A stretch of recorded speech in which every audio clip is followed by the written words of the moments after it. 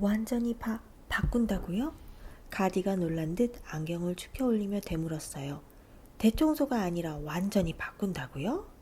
네, 맞아요. 토파즈 별장을 아주 멋지게 꾸밀 거예요. 지금도 멋진 집이지만 사실 좀 낡았잖아요. 자렛이 머물던 호텔들도 낡고 오래되면 새롭게 장식을 바꾸곤 했어요. 벽지를 새로 바르거나 새 카펫을 깔기도 하고 소파랑 탁자도 새 것으로 바꾸었죠. 그렇게 하면 낡은 건물이라고는 생각할 수 없을 정도로 아름답게 다시 태어났어요. 제게 맡겨두세요.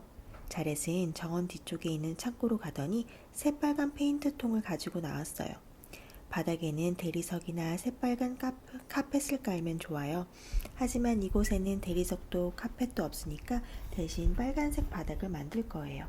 그러면 새빨간 카펫이 깔려있는 것처럼 보이겠죠? 말을 듣자마자 가디가 큰 소리로 외쳤어요. 절대로 안 돼요, 자렛양. 하지만 자렛은 벌써 페인트통 뚜껑을 열고 있었어요. 에이, 분명히 가디 아줌마도 마음에 꼭 드실 거예요. 가디는 안경을 빛내며 입을 꼭 다물었어요. 그리고는 아무 대꾸 없이 자렛의 손에서 페인트통을 빼앗았어요. 왜 그러세요? 돌려주세요. 그럴 수 없어요. 그런 바보 같은 생각을 고쳐먹을 때까지는 절대로 안 돼요. 바닥을 빨간색으로 칠하는 게 왜 바보 같은 생각이에요? 세상에, 그렇다면 더더욱 줄 수 없겠네요. 가디는 페인트통을 들고 정원으로 나갔어요. 창고에 다시 가져다 놓을 생각이었어요. 돌려주세요. 자렛이 페인트통을 빼앗으려고 잡아당겼어요. 가디도 지지 않으려고 통을 높이 들었어요. 그때였어요. 찰퍼덕! 둘은 실랑이 끝에 정원에 깔린 돌에 걸려 넘어지고 말았어요. 몸을 일으킨 자렛의 눈에 빨간 페인트를 머리에 뒤집어 쓴 가디가 들어왔어요. 어쩌면 좋아. 가디 아줌마 괜찮으세요? 자렛은 싸우던 것도 있고 가디에게 손을 내밀었어요. 그냥 둬요. 저는 오히려 기쁘네요. 페인트를 전부 쏟아버렸으니 더 이상 바닥을 빨갛게 칠하겠다는 생각은 못하겠죠? 가디가 빈통을 들고 일어섰어요.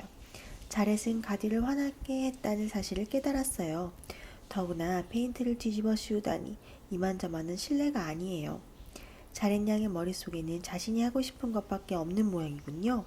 이 집의 마음을 한 번이라도 생각해 본 적 있나요? 집의 마음요?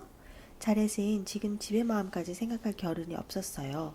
페인트를 뚝뚝 흘리고 서 있는 가디한테 미안한 마음뿐이었어요. 죄송해요, 가디 아줌마. 빨갛게 칠하는 일이 그렇게 잘못된 건지 몰랐어요. 잠깐만요, 수건을 가지고 올게요. 자렛은 서둘러 집 안으로 뛰어들어갔어요. 옷장에서 찾아낸 수건을 들고 정원으로 나왔지만 가디의 모습은 어디에도 보이지 않았어요.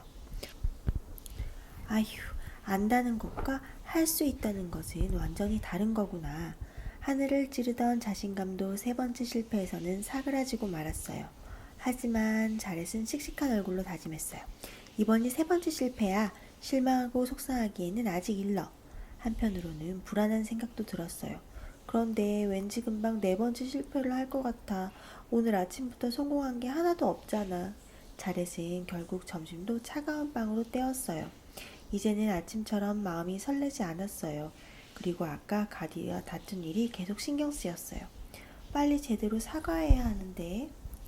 자렛은 부엌의 더러운 창문을 쓱쓱 문질러 정원을 내다보았어요. 정원 어디에도 가디는 없었어요. 그저 빨갛게 물든 단풍잎만 바람에 날리고 있었어요.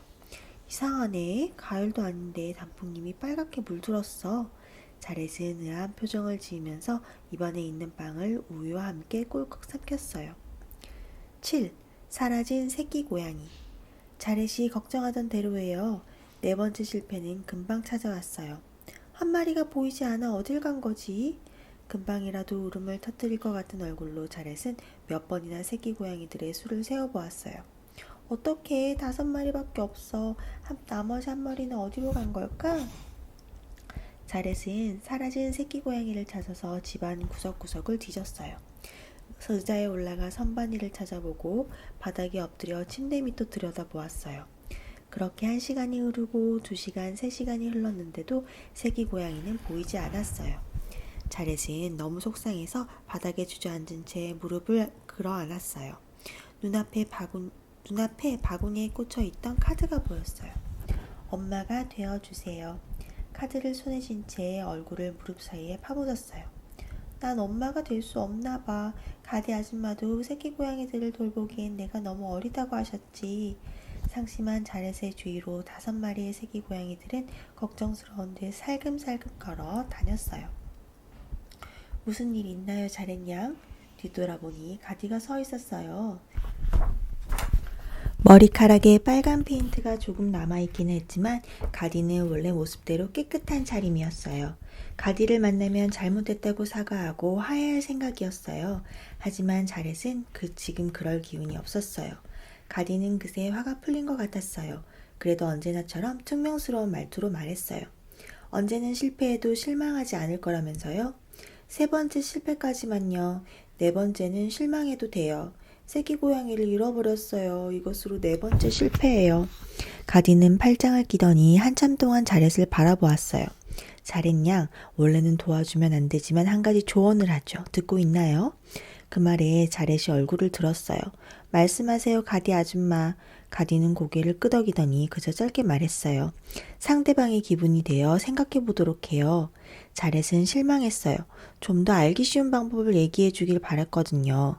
하지만 가디가 아까 전에도 집의 마음을 한 번이라도 생각해 본 적이 있나요? 라고 묻던 게 떠올랐어요. 새끼 고양이의 기분이 되어 생각해 본다.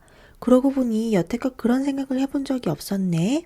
자렛은 마음을 차분히 가라앉았어요. 그리고 새끼 고양이의 입장이 되어 생각해 보기로 했어요. 새끼 고양이는 눈이 아직 안 보이잖아. 그러니까 나비를 쫓다가 길을 잃어버리거나 하지는 않았을 거야. 가디도 고개를 끄덕였어요. 맞아요. 그렇게 하는 거예요, 자렛냐. 그리고 또 눈이 보이지 않아도 냄새는 맡을 수 있으니까 그래 그거야. 좋은 냄새를 따라가지 않았을까요? 그리고 고양이는 따뜻한 곳을 좋아해요. 말은 그렇게 했지만 새끼 고양이가 어디로 갔는지 짐작할 수 없었어요. 있잖아요, 가디 아줌마. 이 집에서 따뜻하면서 새끼 고양이가 좋아할 만한 냄새가 나는 곳은 어디일까요? 가디가 손짓을 하며 걷기 시작했어요. 수풀이 무성한 정원 안으로 들어가 키가 큰 잡초들을 헤치면서 힘차게 앞으로 나왔어요. 자렛은 말없이 뒤를 쫓아갔어요. 가디는 정원에서 햇빛이 가장 잘 비치는 곳에 멈춰섰어요. 그리고 발밑에 수풀을 헤치고는 자렛더러 보라고 했어요. 그곳에는 새끼 고양이 한 마리가 기분 좋은 얼굴로 잠들어 있었어요. 어머나, 정말 고맙습니다. 새끼 고양이가 여기 있는지 어떻게 아셨어요? 이곳에는 캐트닙이라는 허브가 자라고 있어요. 자렛 양, 고양이들은 이 허브의 향기를 굉장히 좋아한답니다. 그래서 이름에 고양이를 뜻하는 캣이 들어가요. 가디의 말을 들으며 자렛은 새끼 고양이를 안아 올렸어요. 오늘부터 너를 캐트닙의 끝말을 따서 니프라고 부를래. 자렛은 정원을 한 바퀴 돌아보더니 크게 심호흡을 했어요. 정원의 허브들이 아직 살아있나 봐요. 잡초들 사이에 섞여 있는데도 좋은 향기가 나요. 여기가 예전처럼 허브 정원이 된다면 굉장히 멋질 거예요. 자렛은 두 눈을 감고 아름답게 가꾼 정원을 상상해 보았어요. 마을 사람들이 마법의 정원이라고 부르던 때의 멋진 허브 정원을요. 그리고 눈을 번쩍 뜨면서 외쳤어요. 좋았어. 이 정원을 옛날처럼 멋지게 가꾸고 싶어요. 지금 정원의 마음이 되어 생각해 봤거든요. 분명히 허브 정원도 기뻐할 거예요. 그리고 남은 새끼 고양이 5마리한테도 허브 이름을 붙여주고 싶어요. 하지만 저는 허브에 대해서는 잘 모르니까 가디 아줌마가 가르쳐 주시면 좋을 것 같아요. 정원을 예쁘게 가꾸면서 허브 이름도 배운다. 좋은 생각이죠? 가디는 고개를 살짝 끄덕이더니 지그시 자렛을 바라보았어요. 아주 잠깐 자렛이 그저 평범한 소녀는 아닐 것 같다는 생각을 했어요. 때마침 황금빛 저녁 노을이 허브 정원과 토파즈 별장을 따뜻하게 감싸기 시작했어요. 토파즈 별장에서의 첫날은 그렇게 끝났답니다. 8. 허브 정원. 다음 날부터 본격적으로 정원 가꾸기가 시작되었어요. 지금은 잡다한 풀들 때문에 예전 모습을 찾아보기 힘들지만 정원에는 돌이 깔린 작은 길과 의자도 있답니다. 가디가 가르쳐 주었어요. 자렛은 두근거리는 마음으로 정원을 둘러보았어요. 그러다 단풍나무 가지에 눈길이 멎었어요. 굵은 가지에는 커다란 상처가 나 있었어요. 가디 아줌마, 어쩌다가 나무에 이렇게 큰 상처가 났을까요? 안타까워하는 자렛을 향해 가디가 말했어요. 아주 오래전에 벼락을 맞아서 생긴 거예요. 오래된 나무라서 나으려면 시간이 많이 걸린답니다. 고개를 들고 위를 올려다보니 단풍나무는 푸른 나뭇잎들을 부드럽게 흔들고 있었어요. 자렛은 어제 바람에 흔들리던 빨간 단풍잎들을 떠올리며 고개를 갸웃거렸지만 어느새 정원 가꾸기에 열중하느라 단풍나무 걱정은 금세 잊었어요. 정원 가꾸기에서 가장 먼저 할 일은 풀 뽑기였어요. 가디의 도움을 받아 잡풀들만 가려서 뽑았는데 쉬운 일은 아니었어요. 풀들에 가려있던 허브가 얼굴을 내밀자 주위에 좋은 향기가 퍼져나갔어요. 자렛은 그것이 마치 허브가 고맙다고 인사하는 것처럼 느껴졌어요. 잎이 큰 것도 있어요. 가디 아줌마, 이것도 허브인가요? 그건 안젤리카예요. 감기에 좋은 약이 되죠. 자렛은 그 이름이 마음에 들었어요. 대천사라는 뜻이 예쁜 이름이었으니까요. 그럼 고양이 한 마리를 앤이라고 부를래요. 어떤 녀석을 앤으로 할지 벌써 생각해 두었어요. 깜찍한 생김새에 늘 발을 깨끗이 핥는 암고양이예요. 이름이 예뻐서 분명히 마음에 들어 할 거예요. 니프와 앤. 나머지 네 마리의 이름도 얼른 생각해야 할 텐데.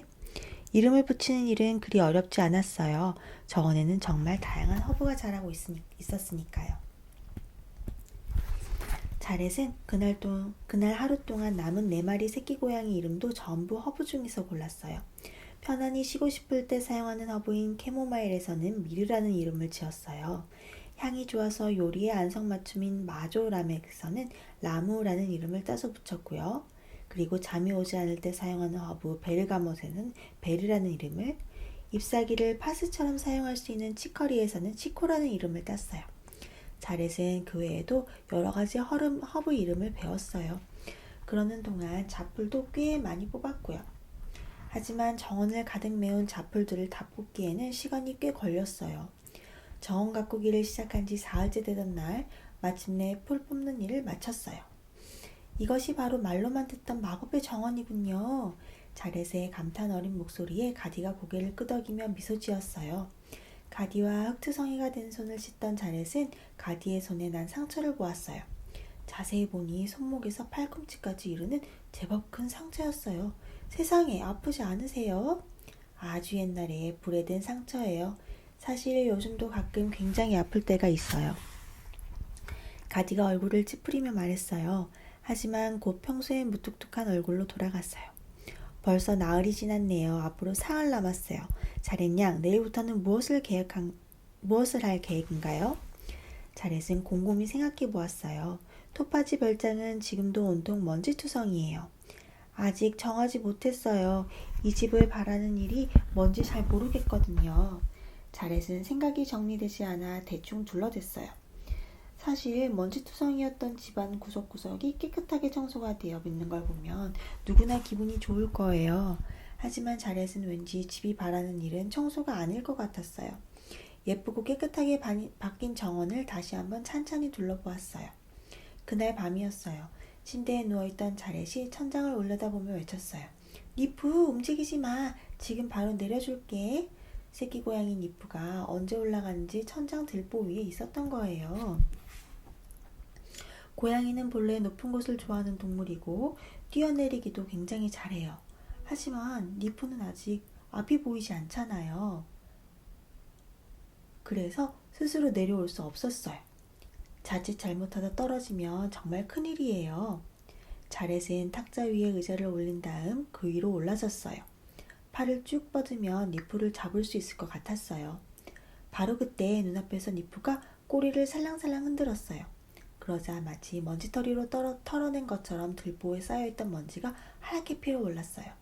콜록콜록. 그러지만 니프, 얌전히 있어야지. 자렛은 눈에 들어간 먼지 때문에 따가웠어요. 잠시 후 다시 눈을 떴을 때 눈앞에 펼쳐진 광경을 보고 잠깐 숨을 멈추었어요. 니프의 꼬리가 쓸고 간 자리에 정말 아름다운 무늬가 드러나 있었어요. 자렛은 손이 더러워지는 것도 모르고 손가락으로 무늬를 가리고 있던 먼지를 싹싹 닦아냈어요. 거기에는 볼록하게 생겨진 단풍잎 무늬가 길게 이어져 있었어요. 우와, 예쁘다. 자렛이 부드러운 손길로 들보를 쓰다듬었어요. 그러자 신기하게도 다갈색 들보가 따뜻하게 느껴졌어요. 자렛은 살짝 미소를 지으며 말했어요. 나 토파지 별장이 바라는 일이 뭔지 알 것 같아. 9. 토파즈 별장이 바라는 일. 다음날 아침 자렛은 창고에서 가져온 기다란 빗자루를 가디에게 내밀면서 물었어요. 이 빗자루는 청소할 때 쓰는 게 맞나요? 아니면 마녀가 되는 빗자루인가요? 그건 청소용이 맞아요. 가디의 대답을 듣고 난 자렛은 빗자루를 거꾸로 세우면서 말했어요. 저 말이에요. 지금부터 이 집이 바라는 일을 하려고 해요. 그러니까 가디 아줌마 거기서 계시다가는 먼지투성이가 되고 말 거예요. 자렛은 빗자루를 가지고 들보를 두드리기 시작했어요. 들보와 천장에 있는 거미줄과 먼지를 바닥으로 떨어뜨릴 생각이었어요. 대체 뭘 하는 거예요, 자렛 양? 집 구석구석을 깨끗하게 청소할 거예요.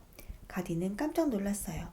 지금 이 아이가 며칠 전 바닥을 페인트 칠하겠다고 고집을 부리던 바로 그 자렛이 맞나요? 청소는 위에서부터 아래로 하는 거예요. 천장에서 시작해서 마지막은 바닥 청소. 이것이 올바른 순서랍니다.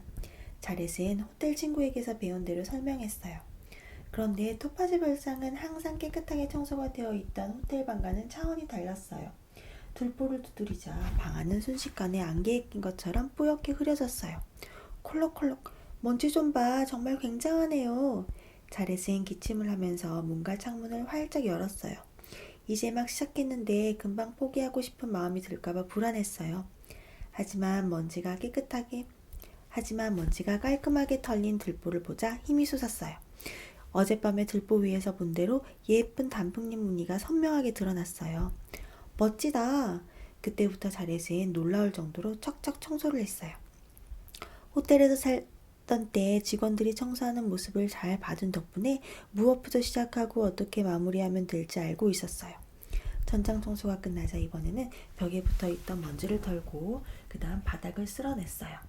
선반에 진열되어 있던 병과 접시를 전부 꺼낸 뒤에는 선반도 깨끗하게 닦았어요. 그리고 나서 병을 제자리에 가져다 놓으면 선반 청소 끝! 선반과 벽을 청소하자 먼지 속에 감춰져 있던 집안의 아름다운 조각과 예쁜 무늬들이 속속 모습을 드러냈어요. 무엇보다 자렛을 가장 기쁘게 한 것은 창문이었어요. 토파지 별장 바깥을 뒤덮고 있던 담댕이 전구를 걷어내자 집 안으로 밝은 빛이 비쳐들었어요. 바로 그때 지금까지 먼지가 뽀얗게 쌓여있던 창문들 중 몇 개가 아주 화사한 스테인드 글라스라는 걸 알게 되었어요. 마지막으로 자렛은 양동이에 물을 떠다가 솔로 바닥을 문질러 닦았어요. 그러자 먼지투성이 바닥이 원래 아름다운 광택을 되찾았어요. 그것은 오랫동안 소중하게 사용한 바닥만이 낼 수 있는 투명한 황갈색 광채였어요.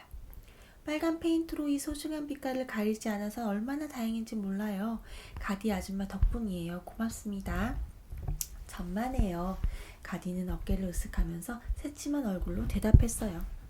남아있던 사흘이 끝나갈 무렵에는 집안의 모든 방들이 전부 깨끗해졌어요. 안경 너머로 가디의 눈이 반짝 빛났어요. 자렛이 한 일은 지금까지 별장에 왔었던 100명의 마녀들과는 달랐기 때문이에요.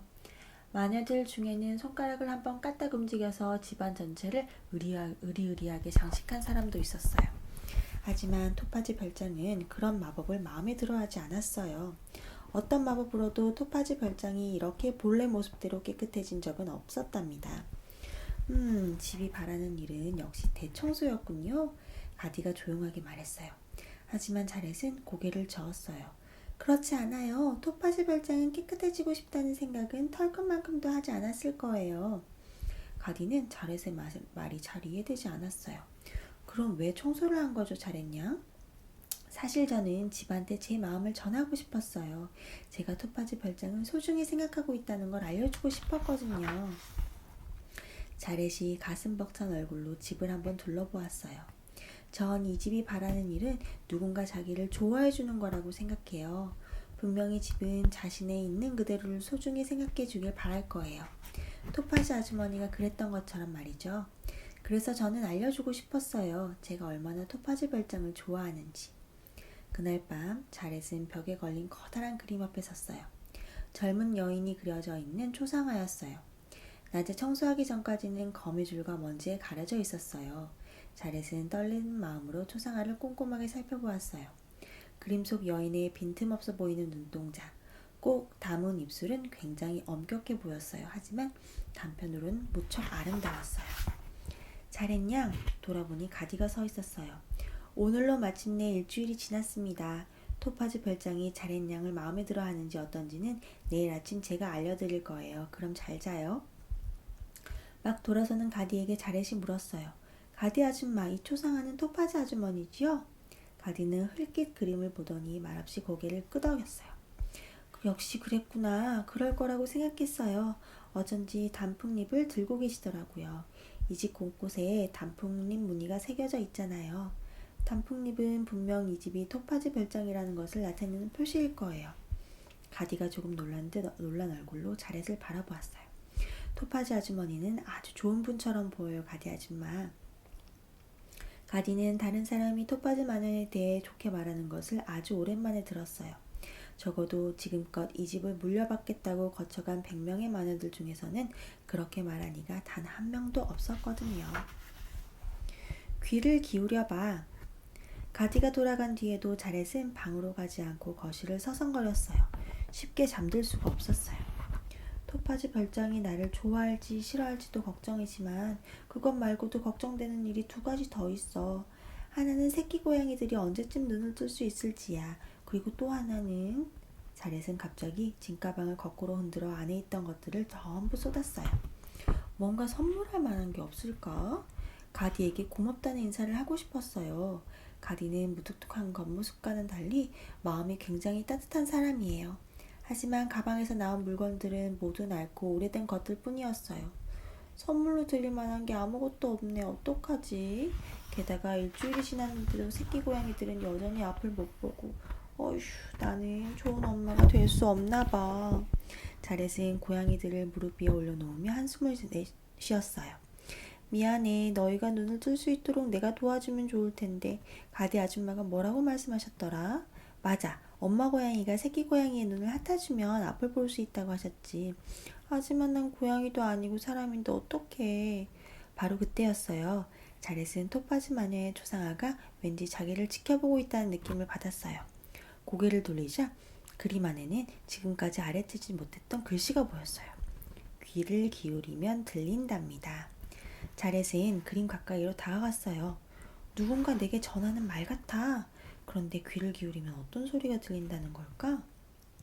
자렛은 그림에 쓰여있는 대로 조용히 귀를 기울였지만 가만히 눈을 감고 평소와 다른 소리가 들리는지 기다렸지만 새끼 고양이들이 야옹거리는 소리밖에 들리지 않았어요. 적어도 무슨 말을 하는지 알아들을 수 있으면 좋을 텐데. 그 순간 정말 마법 같은 일이 일어났어요. 이번에는 야옹야옹 소리 대신 중얼중얼 말소리가 들려왔어요. 나 또 우유 접시 속에 들어갔었어. 이렇게 말하며 발을 핥는 고양이는 어른스러운 멋쟁이 애니였어요. 자렛의 눈이 동그래졌어요. 방금 고양이의 말을 알아들은 것 같은 기분이 들었기 때문이에요. 하지만 우린 앞이 보이지 않으니까 어쩔 수 없잖아. 이 목소리의 주인공은 느긋한 성격의 미르였어요. 틀림없어요. 자렛은 지금 새끼 고양이들의 말을 알아듣고 있는 거예요. 이대로 눈을 못 뜨면 어떡하지? 이 말은 평소 걱정이 많은 베르. 그러면 우리끼리 서로 눈을 핥아줄까? 이 목소리는 니프예요. 난 자렛이 닦아줬으면 좋겠어. 엄마 고양이의 혀처럼 축축한 천으로 부드럽게 닦아주면 참 좋을 것 같거든. 응석바지 라무가 말했어요. 그거 좋은 생각이야. 눈 주위를 허브물로 깨끗하게 닦아주면 될 텐데. 그렇게 동의한 것은 머리가 좋은 치코였어요. 자렛은 토파즈 마녀의 초상화를 올려다보았어요. 고맙습니다, 토파즈 아주머니. 얼른 새끼 고양이들의 눈을 닦아줘야겠어요. 자렛은 새끼 고양이들을 안고 부엌으로 갔어요. 거지에 따뜻한 물을 적셔 눈을 닦아줄 생각이었어요. 비록 치코의 바람처럼 허브물은 없었지만 따뜻하고 깨끗한 물로 닦아주는 일이라면 얼마든지 가능해요. 그런데 식탁 위에 뭔가 놓여 있었어요. 이상하다. 여기는 아까 깨끗하게 정리했었는데. 그것은 자렛이 지금껏 한 번도 본 적 없는 무척 아름다운 책이었어요. 10일 허브 마녀의 신기한 레시피. 책은 멋진 가죽 표지 위로 우아한 금색 문양이 그려져 있었어요. 그리고 표지 한가운데 박힌 보석에서는 반짝반짝 화려한 빛이 났어요. 표지를 넘기자 차례가 적혀 있었어요. 1. 배가 아플 때 먹는 허브약 만드는 법. 2. 피곤할 때 먹는 허브약 만드는 법. 이건 허브약을 만드는 레시피잖아? 어머, 토파즈 아주머니가 약을 만들 때 보신 건가 봐. 책에는 차례가 적힌 쪽만 해도 여러 장이었어요. 허브약을 만드는 방법이 적힌 숫자가 무려 370번에서 끝났어요. 병이나 상처를 치료하는 약만 있는 게 아니었어요. 나쁜 일을 막아주는 약이나 사랑이 이루어지는 약, 그 밖에도 여러 가지 허브약을 만드는 방법이 적혀 있었어요. 차례 중에서 하나가 눈에 띄었어요. 51. 눈을 깨끗하게 하는 허브약. 치코가 말한 허브물이 틀림없어요. 자렛은 레시피를 읽으려고 얼른 책장을 넘겼어요. 하지만 차례가 끝나는 장에서 멈출 수밖에 없었어요. 그 다음 장은 그저 새하얀 종이만 계속되었기 때문이에요. 자렛이 읽을 수 있는 건 차례뿐이었어요. 다음 장부터는 마치 한 번도 쓴 적이 없는 새 공책처럼 아무것도 쓰여있지 않았어요. 텅 빈 종이만 몇백 쪽이 이어질 뿐이었어요. 도대체 왜지? 왜 꼭 필요한 레시피를 읽을 수 없다니? 혹시 글자를 보려면 주문 같은 걸 외워야 하는 걸까? 자렛은 포기하지 않고 책장을 팔랑팔랑 넘겼어요. 그때였어요. 갑자기 표지에 박힌 분홍색 보석이 반짝하면서 빛을 발했어요. 그리고 다시 책장을 넘기자 자렛은 눈이 동그랗게 떴어요. 어느 한 곳에만 레시피가 적혀 있었어요. 그건 바로 50일, 눈을 깨끗하게 하는 허브약에 대한 부분이었어요. 이런 우연이 있을까? 내가 읽고 싶어하는 부분만 레시피가 보여? 자렛은 이 상황이 너무너무 이상했지만 얼른 눈을 닦는 허브물을 만들어 보기로 했어요. 우선 선반에서 레시피에 쓰여있는 허브를 찾아보았어요. 양을 재는 건 옛날식 저울을 이용하면 돼요. 토파즈의 허브 선반에는 캐모마일이나 민트 같은 잘 알려진 허브가 많이 있었어요. 하지만 용의 비늘 가루나 인어의 눈물로 만든 소금처럼 한 번도 들어본 적 없는 신기한 것들도 있었답니다. 다행히 눈을 깨끗하게 하는 물에 필요한 허브는 주변에서 흔히 볼 수 있는 식물들로 이 부엌에 다 있었어요. 자렛은 창가에 걸려있는 허브 다발 앞에 섰어요. 토파즈가 마법의 정원에서 거둔 허브들을 말려놓은 거예요. 그 중에서 별봄 맞이꽃이라는 이름표가 붙은 허브를 찾았어요. 그리고 레시피에 쓰인 대로 별봄 맞이꽃 허브를 잘게 빻았어요. 허브 선반에 쭉 늘어서 있는 유리병들 중에 차빌이라고 적힌 병을 사자 가루의 양을 재어 별봄 맞이꽃과 섞었어요.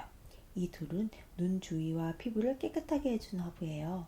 그 다음 잘 섞은 허브들을 작은 냄비에 넣고 뜨거운 물을 부었어요. 난로에 불을 붙인 다음 레시피에 쓰여진 대로 20분 동안 냄비를 따뜻하게 데웠어요. 그러자 금세 향기로운 냄새가 피어올랐어요. 마지막으로 이렇게 끓인 물을 깨끗한 천에 걸러내면 눈을 깨끗하게 하는 허브물 완성. 자렛은 완성된 허브물에 젖을 적셔서 새끼 고양이의 눈을 조심스럽게 닦아주었어요. 새끼 고양이들은 기분이 좋은지 거지가 닿을 때마다 가르랑거렸어요. 잠시 후 한 마리씩 감고 있던 눈을 반짝하고 떴어요. 네가 자렛이니? 그럼 우리의 엄마? 새끼 고양이들은 눈을 뜨자마자 자렛을 보며 물었어요. 응, 내가 자렛이야. 잘 부탁해. 새끼 고양이들은 기쁜 듯이 몸을 비벼댔어요. 어떻게 우리가 바라는 일을 안 거야? 애 어른 같은 애니 물었어요.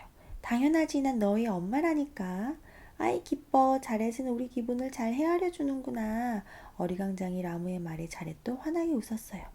새끼 고양이들은 저마다 한마디씩 했어요. 나 아주 착한 고양이가 될 거야. 나도 될래.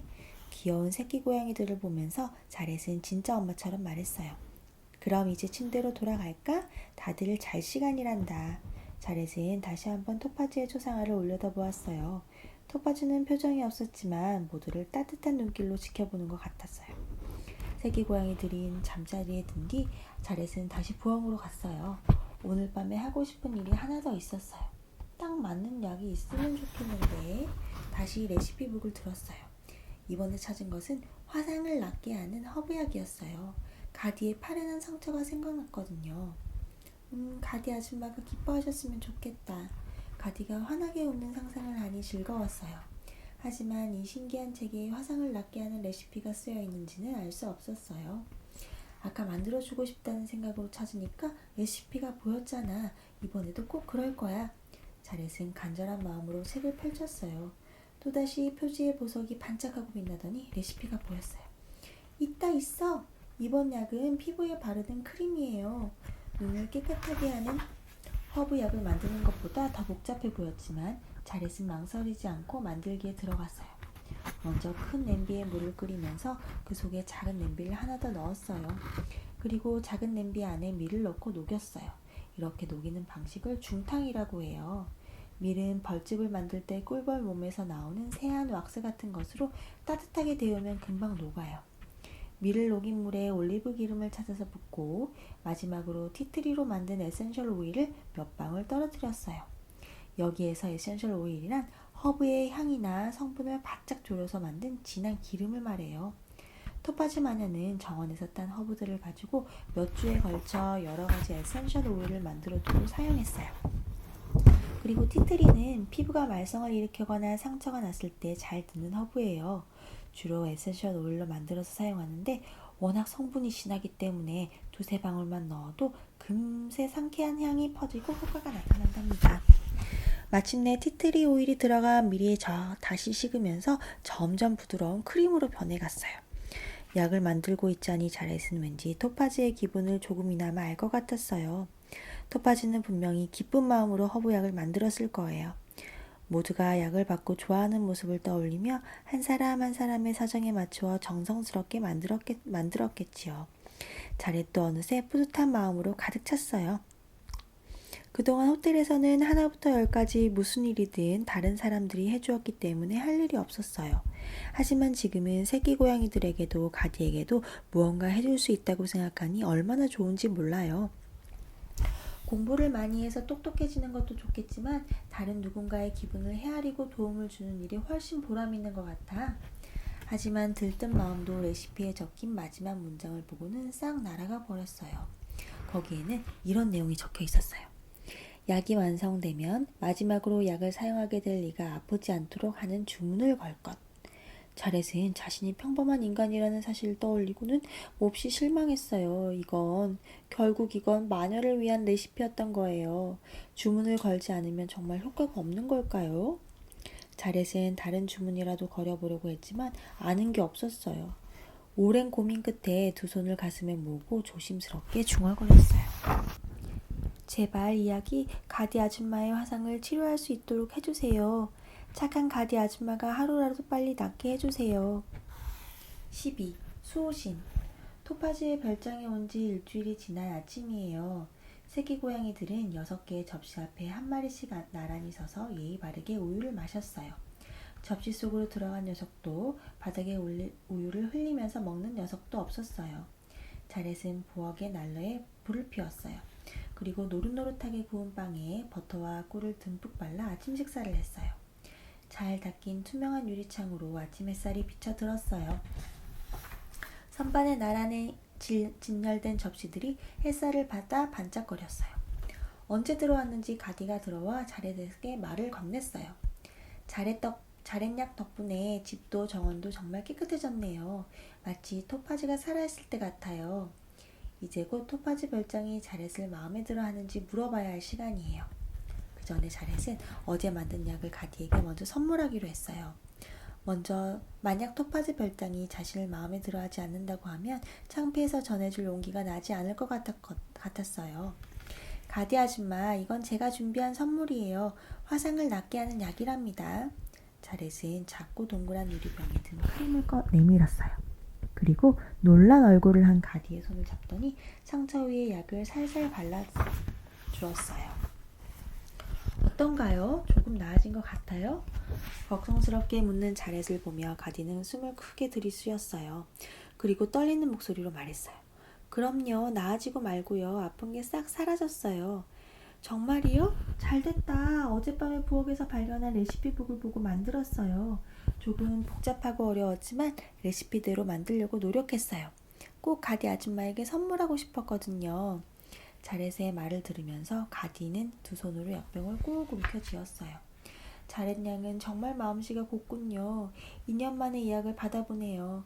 토파즈가 만들어주던 것과 똑같아요. 제 화상에는 이 약밖에 듣지 않는답니다. 토파즈 아주머니 약이라고요? 그럼 그 신기한 책은 토파즈 아주머니가 직접 쓰신 것이군요. 자렛은 책을 가지고 와서 어제 무슨 일이 있었는지 가디에게 말하기 시작했어요. 이야기를 듣는 동안 가디의 얼굴이 점점 환해졌어요. 축하해요, 자렛 양. 드디어 토파즈 별장의 주인이 되었어요. 놀란 자렛을 보며 가디가 말을 이었어요. 이 레시피북에는 단 한 사람에게만 전하는 마법이라는 아주 강력한 상속 마법이 걸려 있답니다. 토파지는 자신의 후계자에게 어울리는 사람이 나타나면 그 사람만이 레시피를 읽을 수 있도록 마법을 걸어 놓았어요. 토파지가 살아있을 때조차도 다른 마녀들은 레시피를 읽을 수 없었죠. 이 책을 읽을 수 있다는 것이 바로 토파지 별장이 자렛 양을 마음에 들어 한다는 증거랍니다. 가디의 설명을 듣는 동안 자렛은 너무나 기뻐서 가슴이 벅찼어요. 고맙습니다, 가디 아줌마. 정말 기뻐요. 참 잘됐어요, 자렛 양. 정말 잘됐어. 자렛의 발밑에서 6마리의 새끼 고양이들이 속삭이는 소리가 들려왔어요. 그럼 이제 가디는 언제나처럼 안경을 축혀 올리며 말했어요. 자렛 양과 헤어질 시간이 되었군요. 유산 관리인으로서 제 일은 이것으로 모두 끝났습니다. 그렇지만 갑자기 헤어진다는 말에 자렛은 너무 놀랐어요. 앞으로 이 레시피북을 이용해서 마을 사람들을 도와주세요. 그리고 새끼 고양이들에게 좋은 엄마가 되는 것도 항상 잊지 말고요. 자렛은 가디가 마지막 당부를 하는 것 같아서 슬펐어요. 그래서 얼른 가디의 옷자락을 붙잡았어요. 하지만 저는 아직 레시피를 조금밖에 읽지 못해요. 우연히 제가 필요로 한 것만 읽었을 뿐이에요. 그러니까 이 집은 아직 저를 완전히 마음에 들어 하는 건 아니라고 생각해요. 제게나 가디 아줌마가 필요해요. 그러나 가디는 생각을 바꾸지 않았어요. 오히려 자렛을 격려해 주었어요. 자렛 양은 마녀가 아니라서 레시피를 전부 읽으려면 시간이 꽤 걸릴 거예요. 그리고 자렛 양이 이 집에서 살면서 별장을 관리하고 허브약을 만들어 사람들을 도와주면 아마 토파즈도 굉장히 기뻐할 거예요. 물론 제게도 기쁜 일이고요. 가디는 정원으로 이어진 작은 문을 열고 밖으로 나갔어요. 가디 아줌마 잠깐만요. 자렛이 뒤따라 밖으로 뛰어나갔지만 가디의 모습은 벌써 사라지고 안 보였어요. 힘없이 쭈그리고 앉아있는 자렛에게 새끼 고양이들이 다가왔어요. 그리고 오돌토돌한 혓바닥으로 자렛의 뺨을 핥아주며 위로했어요.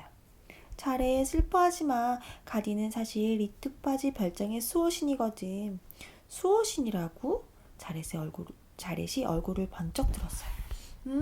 수호신을 영어로 가디언이라고 하잖아. 그래서 가디라고 부른 거야. 자렛, 가디는 늘 이 집 곁에 있을 테니까 너무 걱정하지 마. 실은 정원에 있는 단풍나무의 정령이 바로 가디야. 그 말을 듣자 자렛은 자리에서 벌떡 일어났어요. 단풍나무의 정령! 고개를 들어보니 정원 한가운데 서 있는 단풍나무 가지가 바람에 천천히 흔들리고 있었어요. 좀 더 다가가자 벼락에 맞아서 상처가 난 나뭇가지가 가디의 팔에 있던 흉터와 똑같았어요. 그리고 나무 꼭대기에 잎사귀 하나는 누군가 억지로 빨간색 페인트로 칠한 것처럼 붉게 물들어 있었어요. 그제야 자렛은 모든 걸 깨달았어요. 토파지는 상속 마법을 건 다음 단풍나무의 정령을 사람으로 변신시켜서 유산 관리인으로 삼았어요. 이 정원을 지키던 오래된 단풍나무에게 그 일을 맡긴 것이죠. 지난 2년 동안 가디는 토파지 별장을 물려받은 상속인이 나타날 때까지 묵묵히 자신의 역할을 수행하며 기다렸어요. 자렛은 단풍나무를 꼭 껴안았어요. 가디 아줌마, 이 앞에 의자를 놓을 거예요. 그리고 의자에 앉아 차를 마시기도 하고 때로는 아름다운 시도 낭송할 거예요. 그러니까 지금까지 해주셨던 것처럼 계속 저를 도와주셔야 해요. 저는 아직 어린애니까요. 토파지 아주머니처럼 마법을 할 줄 알면 좋을 테지만 안타깝게도 전 마녀가 아니잖아요. 그런데 가디 아줌마, 약의 마법을 걸어야 할 때는 어떻게 하죠? 신기하게도 자렛의 마음속으로 가디의 목소리가 들어왔어요. 자렛 양, 중요한 건 마법이 아니랍니다. 저나 새끼 고양이들을 위해 애썼던 것처럼 상대방을 헤아리는 마음이 중요해요. 마법을 부리는 것보다 더 소중한 마음을 허브약에 넣으면 돼요. 저는 이 정원에 있으면서 앞으로도 계속 자렛 양을 지켜볼게요. 중요한 것은 마음. 자렛은 가디를 위한 허브 크림을 만들고 나서 기도했던 것처럼 조용히 가슴에 손을 얹었어요. 이렇게 해서 인간 여자아이 자렛이 토파지 별장에 살면서 허브 약국을 시작하게 되었어요. 마녀 토파지가 했던 것처럼 한 사람 한 사람 체질과 사정에 맞는 허브약을 만들기로 한 것입니다. 머지않아 토파지 별장의 오래된 나무 문을 열고 첫 번째 손님이 들어서겠지요. 끝.